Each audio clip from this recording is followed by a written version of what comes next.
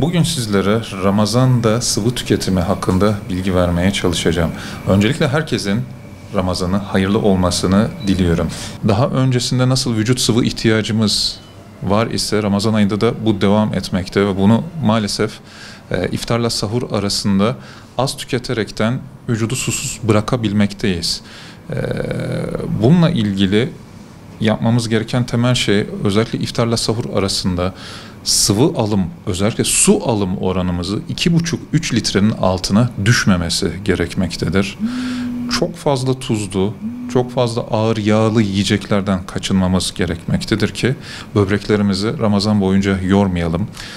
Öncelikle muhakkak böbrekle ilgili bir sıkıntınız varsa, daha önce yaşadığınız herhangi bir enfeksiyon taş öykünüz varsa, şüpheniz varsa böbrek değerlerinizi kontrol edip daha sonrasında orucunuzu tutmanızı önermekteyiz. Böbrek taşı oruç tutmaya engel bir durum değildir. Yeter ki günlük olan sıvı ihtiyacımız dediğim gibi 2,5-3 litrenin altına düşmediği müddetçe herhangi bir problem yaşamayacaklardır. Tabii bu kanalı düşen taşlar haricinde böbreğin içerisinde taşı duruyorsa hastanın oruç tutmasına herhangi bir mani oluşturmamaktadır, engel oluşturmamaktadır. Özellikle idrarda çok koyulaşma, kötü koku, kırmızılaşma olduğu dönemde, yan ağrısı, kasık ağrısı olduğu durumlarda üroloji doktoruna görünmelerini önermekteyiz. Özellikle sıvı açığına dikkat edelim, böbreklerimizi koruyalım.